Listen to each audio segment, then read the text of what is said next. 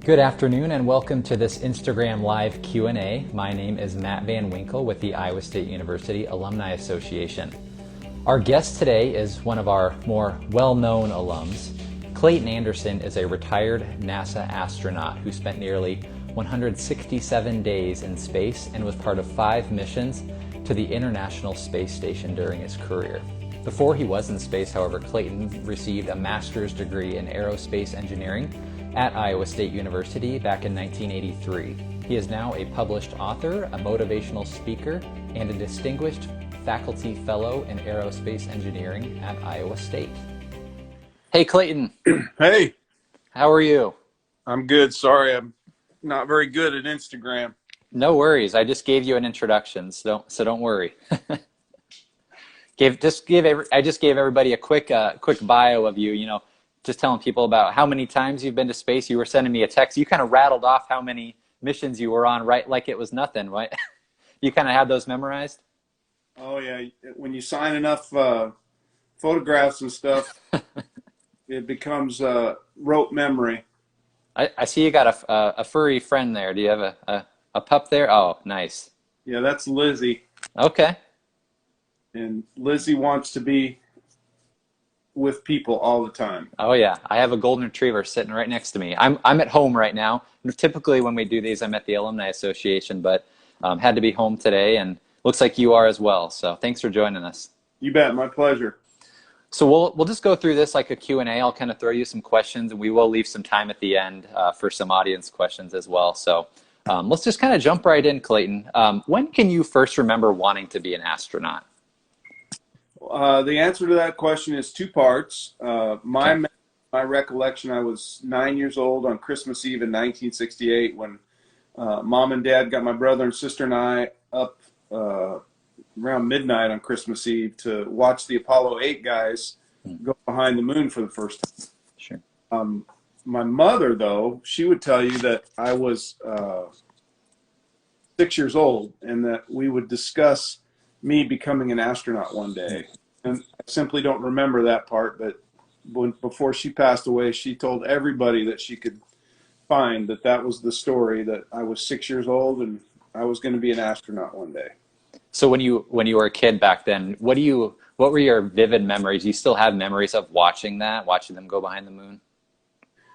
Yeah, not so much. I guess the biggest memory was watching the control center. You know, sure. You had a bunch of dudes with crew cuts and white shirts and black ties sitting behind these old consoles, but it wasn't the visual so much because we were watching a room on a black and white TV, but it was the audio, I think, that was the most compelling to me, right? All these people talking and throwing these phrases and, you know, I need a go, no go for translunar injection burn, retro, go, surgeon, go, G-pulse, go, Fido, go.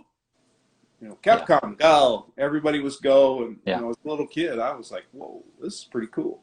Yeah, man, we're spoiled now, aren't we, with the technology we have and the TV, and like they just had the launch last weekend. I mean, it's incredible what they can show now and kind of the behind the scenes.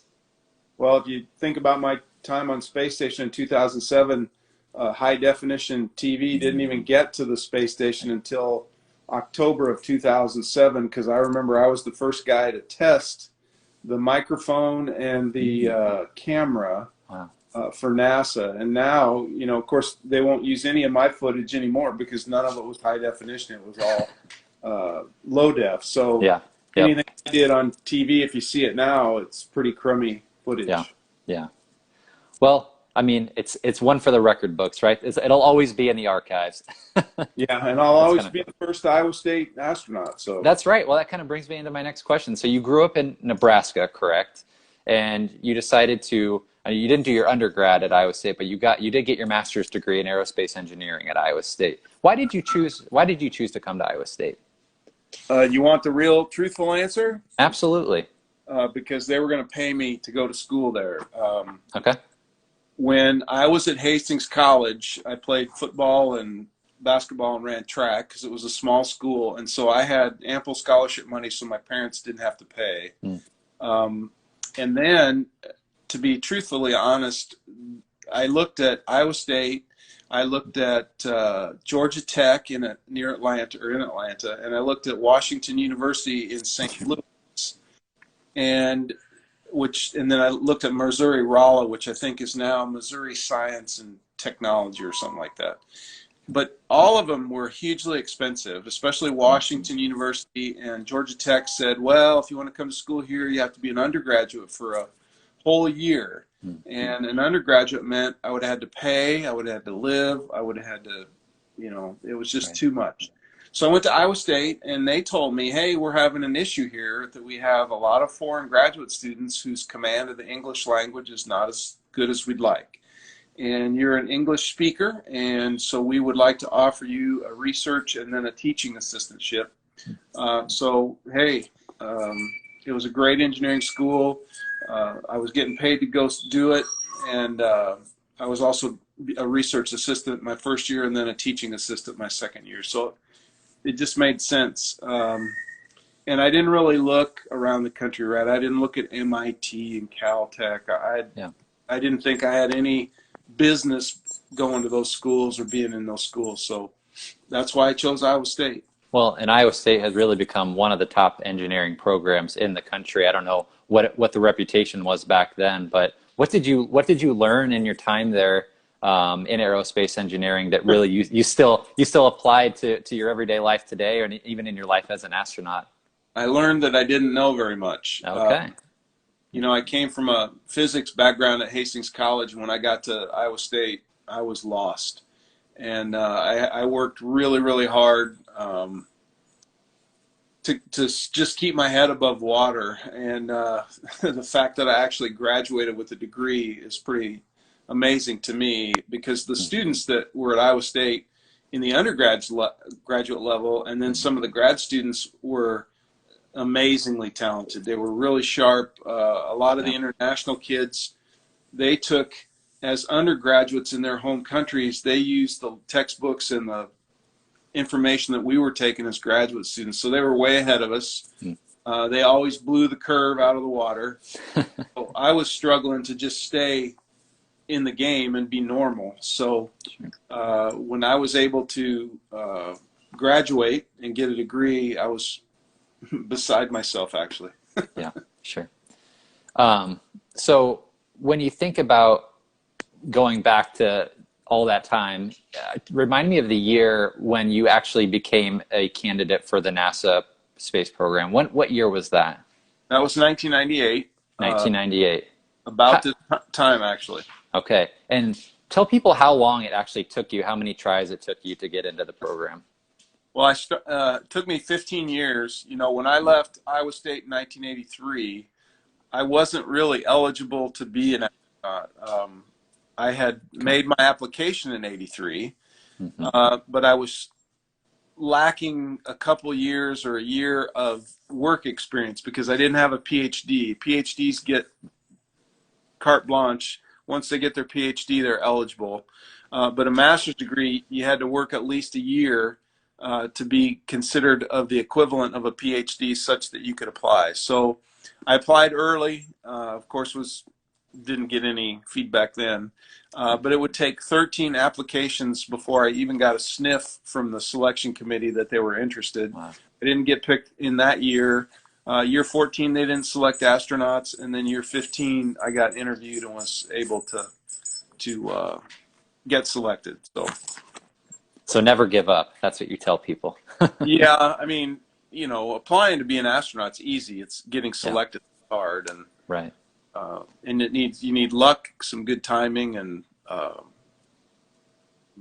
I don't know what else. Maybe the hand of God. So what was it about you? Did they tell you why you ended up getting chosen? Like what qualifications did you need to qualify to be an astronaut? That's the first year I got interviewed when I didn't get selected. Sometimes little birdies give you feedback. Sure. I would hear that the committee wasn't convinced that I had a great technical background, which, okay, whatever. So when I went in then in year 15 to do my interview, I was a little better prepared in that I was going to make sure they knew about my technical background, what I had done at NASA technically over the years. Did that make a difference? I don't know. I think the fact that at NASA I had moved from a technical aerospace space flight shuttle station type job, and I'd taken a new job as the director of the Emergency Operations Center, which meant now I was responsible for bomb threats, terrorist activity, hurricane preparedness, fires, health emergencies, all that kind of stuff. And I did that for 2 years, and that was what I was doing the year I got selected. And Okay. I guess that just gave me a different visibility to other people. Great. So you get accepted into the program, and then how long is it until you actually are on your first mission? Oh God. I got selected in 98 and flew in 2007. So the math Okay. says a long damn time. Yeah, yeah. You are one of the unique people in the world really that have been able to be in space. Can you explain to people what that feeling is like? Zero gravity is the ultimate. I tell people I was Superman every day. I flew to breakfast and then I flew to work. And if I needed a break, flew into the bathroom, and I flew while I was going to the bathroom. So that is the ultimate to me is zero gravity. Sure. What do astronauts do when they're on the International Space Station? Like what's a typical day like? What are some of the things that you would do? Well, the joke says you go to the space bar. But I was the only American. There were 2 Russians with me for most of my time in 2007. Okay. And so I was responsible for everything on the American side. I was the medical officer. I was the science officer. I was the maintenance guy. I was the robotic arm operator. I was the lead spacewalker. Every day was different, which that's kind of cool. There were a lot of mundane tasks that you did on a regular basis. And you were supposed to clean the space station every Saturday. And so some of it was mundane, but most of it was unique and different. And the activities that we had going, the big things like our first spacewalk, and then we were going to move a module with a robotic arm. We're going to have a crew visit from Earth, and then Russian Progress was going to come and deliver stuff. It was all spaced out really nicely, so I was never really bored. Sure. You kind of became, I know, kind of known for your space selfies, right? I know you took a lot of pictures up there, right?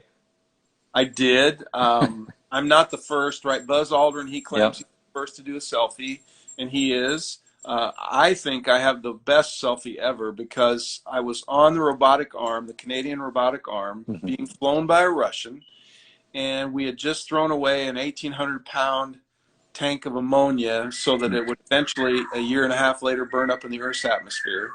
And here I was flying back. He was flying me back to the point on the space station where I was going to continue the spacewalk. And as we flew across, the sun was behind us, and it threw my shadow on the solar array of a Russian Soyuz. And I had a camera with me. And so I just happened to whip the camera out, and I captured this great picture of my shadow on a Russian Soyuz solar array while I was on the Canadian arm in the middle of outer space. So I think that's the greatest selfie ever taken. You also got to do some other cool things. You got to kind of interact with students in classes, right, back in the States? Yeah, we did a lot of that, and we also did it by ham radio. And when we did it by ham radio, that was kind of cool. It's too short, though, because, the pass is short. And so you have these kids rushing up with questions, but it's still a fun thing to be able to talk to kids, whether you're doing it on the ham radio or through the other space station communication assets. Sure. Well, I know a lot of people are interested in space recently because of the SpaceX launch that was pushed back, I know, due to weather to Saturday, but would love to get your thoughts on how everything went with that and just about the overall mission that they're up there for.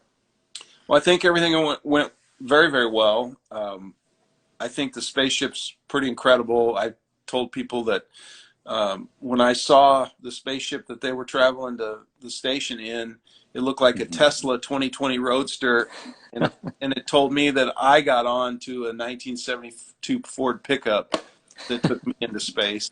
The advances in technology, the suits, advances in technology for the suits and the helmets, all that stuff was pretty amazing. And the fact that It was an automated rendezvous, and docking is also very important. Um, don't bet against Elon Musk. He did a great job. SpaceX did a great job. I look for more impressive stuff from him in the future.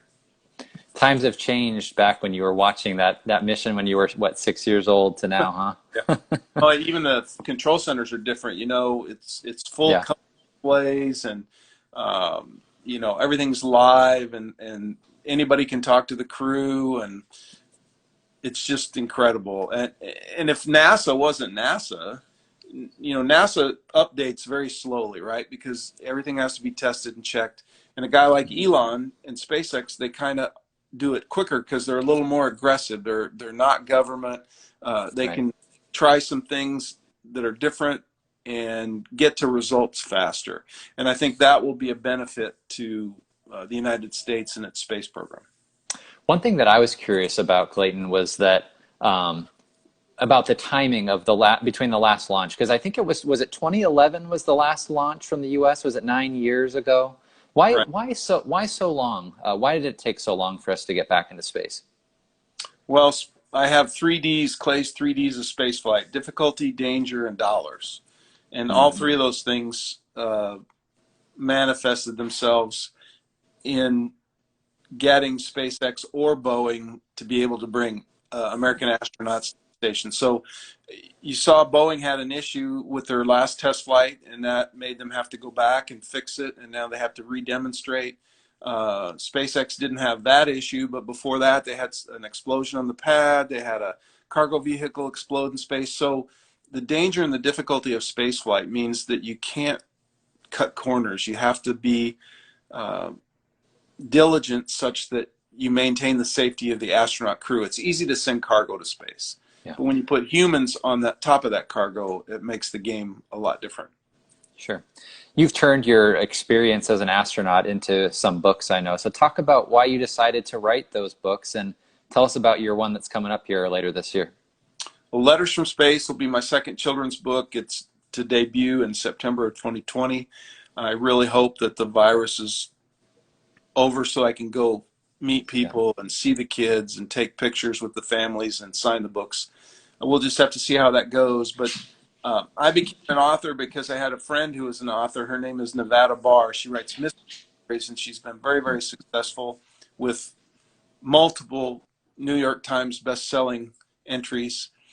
And she said I should write a book, and I should write a murder mystery in space. And I told her, well, I'm not really up for that yet.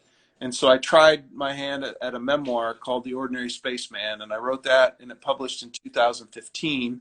And I think it's pretty good. It's very different than the typical astronaut memoir. It's been quite successful given that we had a very small publishing company that published it. So I would encourage everybody to go to astroclay.com, and you can pick up a book there, and I'll even autograph it for you. Great. Perfect.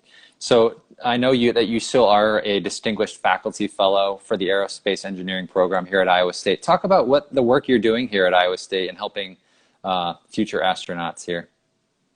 Well, the first thing is we have a space flight operations workshop that I designed with the help of Tor Finseth, who was a graduate student at Iowa State. And that has happened for 7 straight years until the coronavirus canceled it for this August. So in that, we bring kids to campus from all around Iowa, actually, and Nebraska. It started as just an Iowa State thing, but we've expanded it to include engineers and educators. And this would be our 7th straight year. And the kids that come, they get their scuba certification. They jump out of an airplane. They fly an airplane flight simulator. They do virtual reality and fight a fire on the International Space Station virtually. And then they do survival training in the woods. So it's quite unique. It's quite fun. We're trying to teach them to think more operationally. And that's pretty exciting. And then there's a water tank in Howell Hall in the basement that I'm trying to convert into a neutral buoyancy lab where the kids can actually get in scuba gear and go into the tank and do astronaut-like activities in a simulated weightless environment. So we're using it now for drone activity. It hasn't been certified yet for humans, but we're getting very, very close. and we hope to have do some really cool stuff with that in the near future. I'm glad you brought up the tank at Howe Hall and how you guys are hoping to use that. But somebody asked us a question. They say, is it true you lived underwater? Actually, I did. I lived underwater. It's called Nemo 5, the NASA Extreme Environment Mission Operations, and I was mission number 5. And we lived in a place called the Aquarius Habitat off of Key Largo, Florida. And I lived there for 14 days underwater, which actually was pretty cool. And it was an analogous training ground to the space station. So NASA looks for unique ways to train astronauts and put them under stress and see how they behave and see what they can do. And so that was a really cool one. I enjoyed it very much. Another question we got was, what's your favorite memory from your time at Iowa State and in space? My favorite memory at Iowa State, I would have to say we did a student faculty softball game in the aerospace engineering department where we took, well, it was graduate students, but most of them had never played softball before or baseball. And so we got the instructors to play on one team, and then I got all the grad students to play on another team. And it was a blast. I mean, it was incredible to watch those guys that had never played before and see them laugh and smile. And then the interaction with the students and the professors was incredible as well. So I guess that was probably my best memory. Very cool. What advice would you give to somebody out there? Maybe it's a kid watching, maybe it's somebody that's always thought about space in some capacity. What advice would you give to somebody who is wanting to be an astronaut? I would start with, I'd give them 4 things basically. The first thing is you have to have a dream. And if your dream is to be an astronaut or an NFL football player or a doctor or a teacher or a lawyer, you just have to have that dream. And number 2, you have to persevere in your pursuit of that dream. It takes hard work, it takes luck, it takes good timing, but you have to put yourself in position to be successful. Number 3 is really important. You don't have to be a genius. People say, oh man, astronauts are so smart. And most of them are.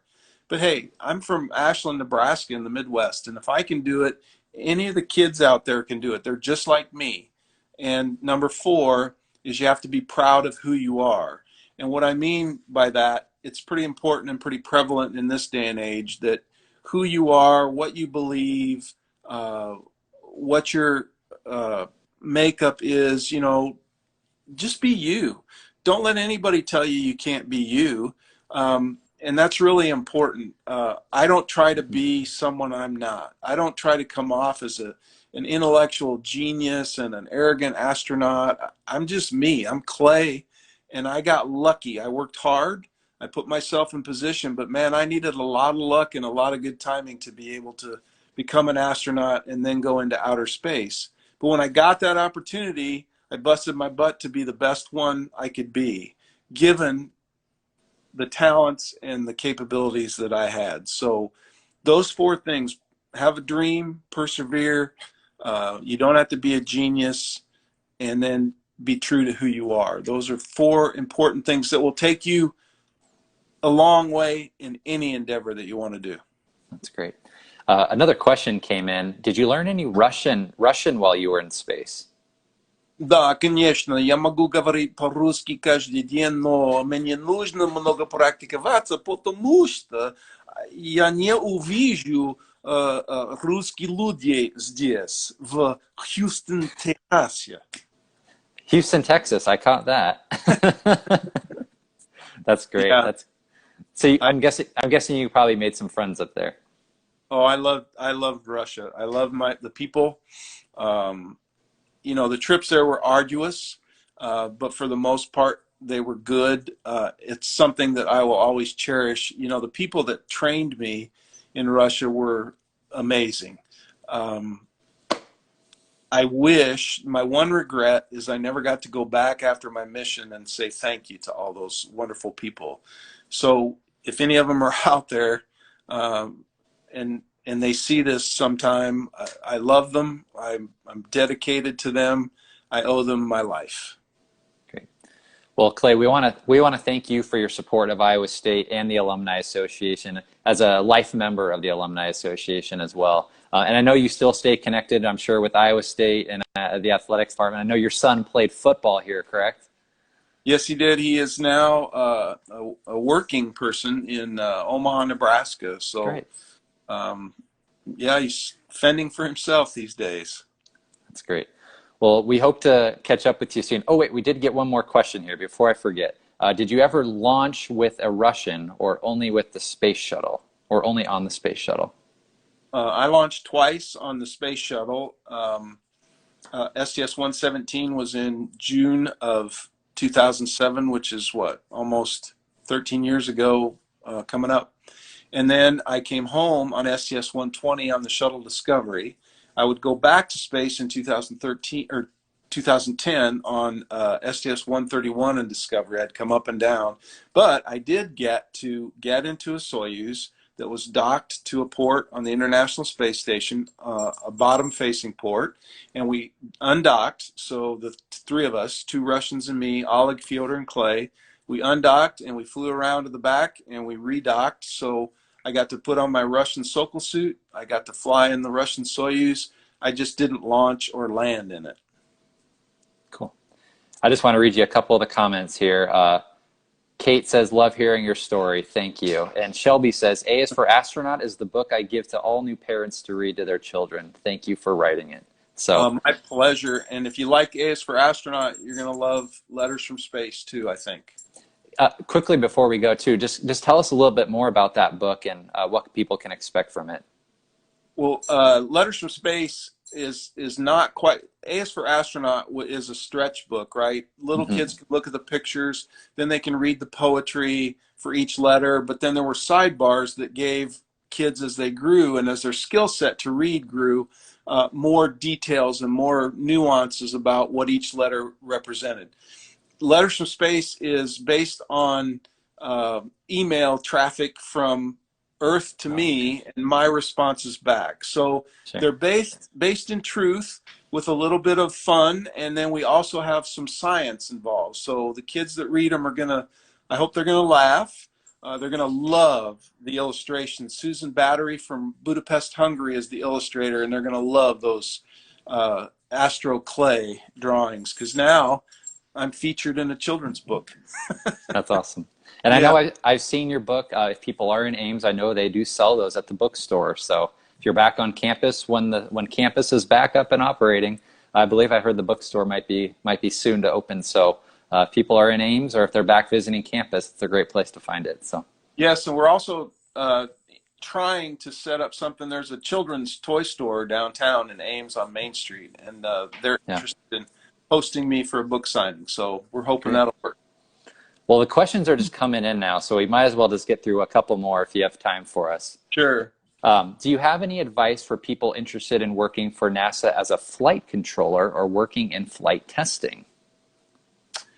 I don't know much about flight test. I know that the two guys that just flew up on the SpaceX Dragon are military test flyers. One's a pilot, one's a backseater in the Air Force. And so they have a flight test background, and that's an important skill set to have if you want to work in flight test for NASA. Flight control, hey, go for it. You can do, some of the flight controllers come from an amazing list of varied backgrounds. Mm-hmm. Most of them are technical, but you just have to be a good study. You have to be able to learn, and they can teach you what you need to know to be a good flight controller. It helps to think operationally. So our Space Flight Ops workshop would be a great thing for you.